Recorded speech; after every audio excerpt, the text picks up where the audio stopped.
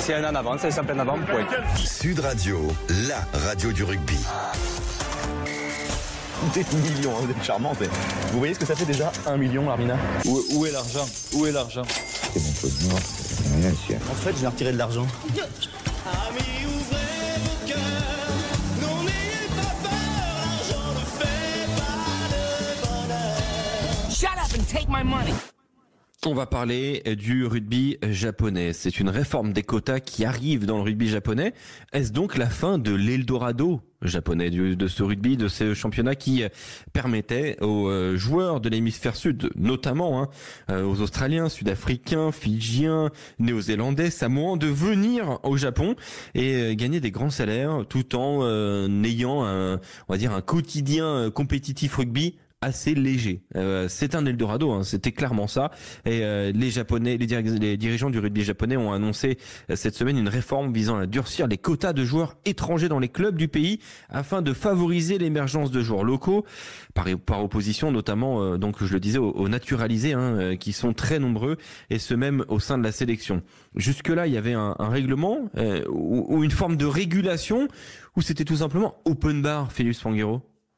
Non, il y avait déjà une régulation. Alors d'abord, pour reparler un peu du contexte du rugby japonais, il est intéressant parce que cette Japan Rugby League One, c'est une société économique privée, mais qui travaille quand même main dans la main avec la fédération. Et donc, c'est cette ligue qui a mis en place ces contraintes pour servir la fédération, pour être plus performante avec son équipe nationale. C'est une société privée qui a été créée en 2022, qui a beaucoup d'ambition, on y reviendra tout à l'heure. Mais elle avait déjà régulé à son arrivée en 2022, à sa création. Et la règle, c'était 11 joueurs sélectionnables dans l'équipe nationale par équipe présentée, équipe participant à ce rugby professionnel. Mais le problème, c'est que la règle était beaucoup plus light. C'est-à-dire que les 11 joueurs sélectionnables, la sélection considérait que on pouvait recruter et sélectionner un joueur dans l'équipe nationale quand il avait passé 4 saisons dans une formation du pays. C'est très peu. Et là, aujourd'hui, ça devient beaucoup plus contraignant parce qu'on passe de 11 à 8. Mais il faut que les joueurs aient passé 6 ans dans le système éducatif avant la fin du lycée, à partir de la saison 2026-2027. Donc là, c'est-à-dire qu'on va aller chercher des joueurs qui sont dans le circuit, dans le système éducatif japonais à partir de 13 ou 14 ans. Et c'est-à-dire que c'est assez bien fait parce que ça ressemble quand même quelque part dans la philosophie à la règle des GIF en France. Mais on a vu que quand même assez vite, la règle des GIF avait été contournée par les clubs en allant chercher des joueurs. Voilà, ça va être difficile désormais. En les intégrant dans les centres de formation, etc. Mais on parlait de joueurs déjà majeurs. Là, au Japon, on parle de joueurs qu'il faut aller chercher à leurs 13 ou 14 ans. Et donc, ça va être beaucoup plus compliqué et forcément, ça va servir le développement de la formation, ce qui est un peu moins vrai aujourd'hui, en sachant que le terreau au Japon, il est assez fertile parce que cette nation, elle est dans le top 10 mondial du nombre de licenciés. Il y a plus de 130 000 licenciés au Japon, répartis en 3600 clubs. Donc, la base est bonne. Il faut juste que le travail de formation soit meilleur et cette règle va le servir.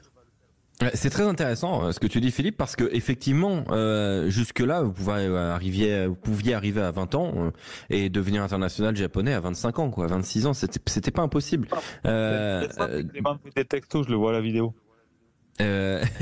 Et là maintenant, ce qui pourrait se passer, c'est quand même dingue, c'est que ça veut dire que pour pouvoir être international japonais, il faut arriver à 12 ans, 13 ans au Japon, dans le dernier cas. Donc clairement, on peut le dire ainsi, on va beaucoup plus avoir de joueurs japonais en sélection, on va beaucoup plus avoir de joueurs japonais dans le championnat, et ça correspond plutôt bien à la pratique du sport au Japon, qui est très portée sur l'éducation à l'école. On pratique le sport à l'école, on affronte au rugby des équipes d'autres collèges ou d'autres lycées. C'est un peu comme ça que ça fonctionne, un peu d'ailleurs comme aux États-Unis, où le sport est à l'école avant d'être en club. Et ça, cette petite notion-là d'amener l'âge éducatif dans la règle, c'est une spécificité japonaise qui du coup va permettre à avoir effectivement, comme tu le disais, une meilleure formation peut-être. On notera d'ailleurs, Philippe, qu'il y a une petite exception qui sera faite pour les joueurs naturalisés comptant plus de 30 sélections avec le Japon. Par exemple, Mike Kulich, que vous connaissez. Ceux qui ont plus de 30 sélections aujourd'hui, au moment où la règle est mise en place, pourront continuer et ne rentreront pas dans le quota de ces 8 joueurs.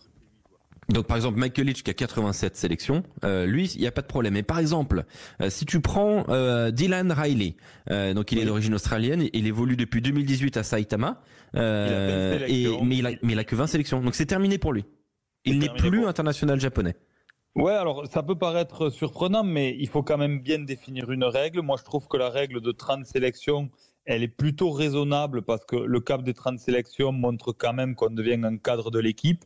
Parce que la difficulté pour cette équipe, c'est quand même de garder des joueurs de grande expérience qui, pour la plupart, sont naturalisés pour aider quand même à encadrer ces jeunes joueurs qui vont être issus de la formation japonaise.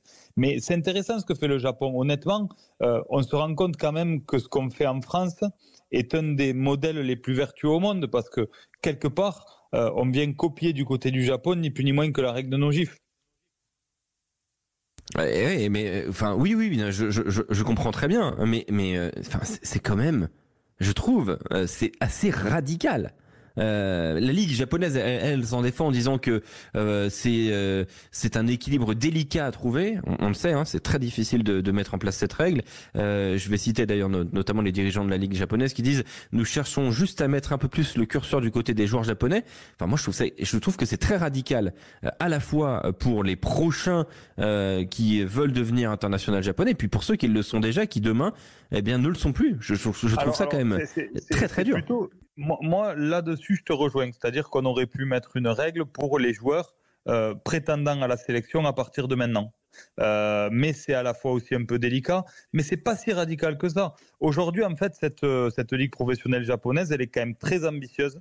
Elle a demandé des choses assez simples au club. À sa création en 2022, elle a fixé 3 grandes étapes. Une première de mise en place de la formation et puis de ce modèle de championnat, puisqu'il y a 3 divisions dans cette ligue professionnelle. Et elle a dit entre 2025 et 2028, on impose à tous les clubs qui jouent dans les 2 premières divisions d'avoir que des joueurs professionnels.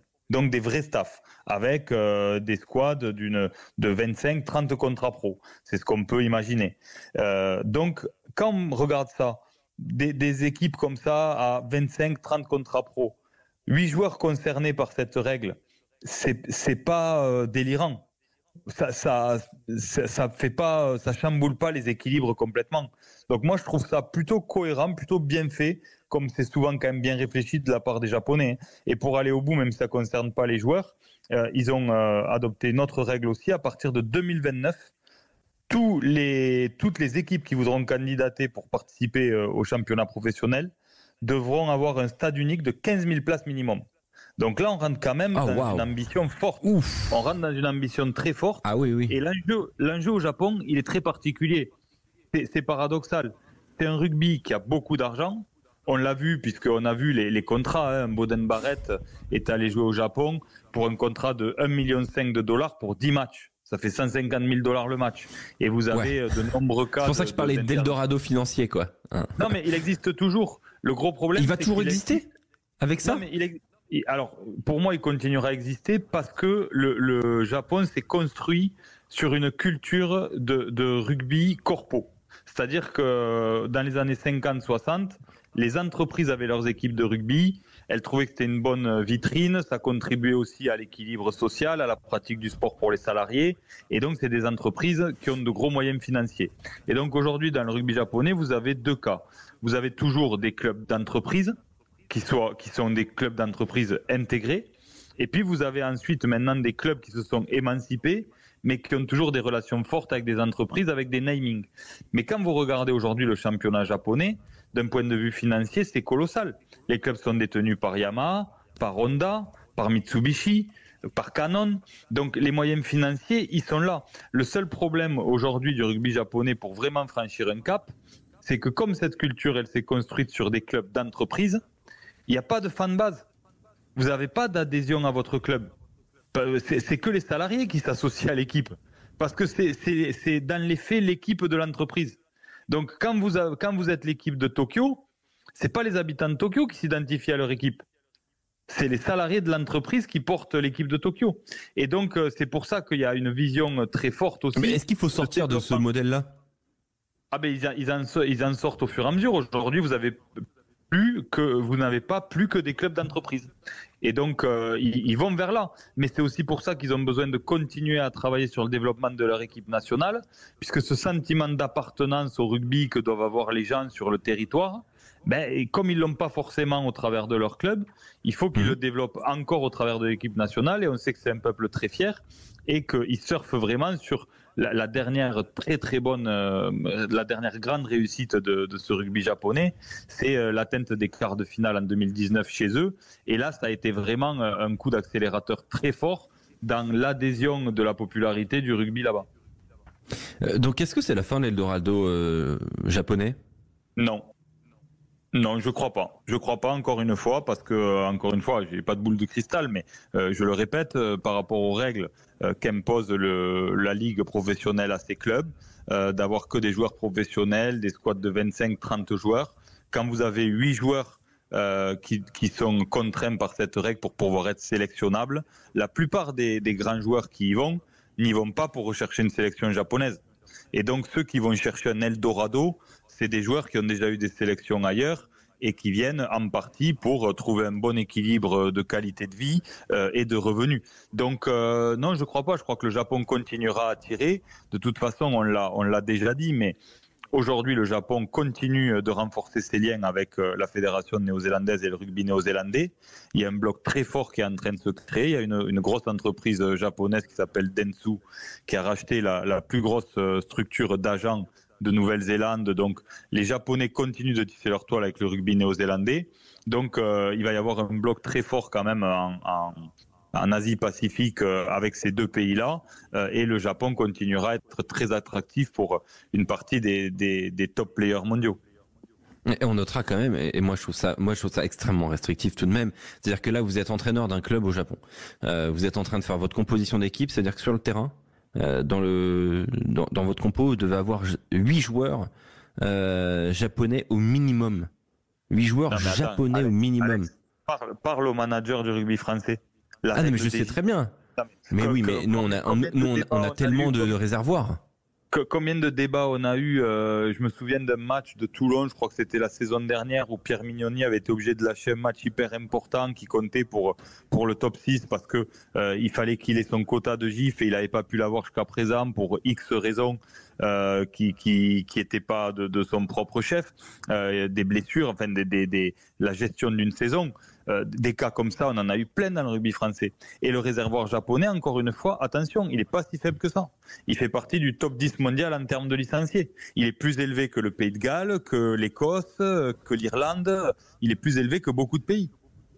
Donc si je te suis bien, non seulement c'est pas la fin de l'Eldorado, mais en plus ça va mettre plus en valeur la formation japonaise, quitte à baisser un peu le niveau global pour ensuite capitaliser sur une remontée plus forte et une construction plus solide.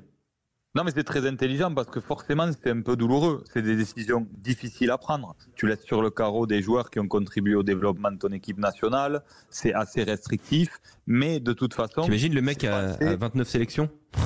Ah ouais, ça c'est sûr. Non, mais de toute façon, encore une fois, la règle, elle peut paraître injuste dans tout un tas de cas particuliers. Et il y en a un paquet. Donc c'est certain que c'est une décision difficile à prendre. Mais c'est intéressant de voir comment le rugby japonais évolue parce qu'on en parle souvent. On dit que économiquement, c'est le seul, d'un point de vue des clubs, qui a les moyens financiers de rivaliser en termes de revenus avec ce que fait le rugby français, dans un schéma très très différent jusqu'à présent. Mais quelque part, ils sont en train de s'aligner à ce qui s'est fait entre cette vision commune entre la Fédération française et la Ligue nationale de rugby en France. Merci beaucoup Philippe pour cette chronique autour de la réforme des quotas du rugby japonais. Le rugby japonais qui reste donc un Eldorado et on verra ce qui se passera dans les prochaines saisons.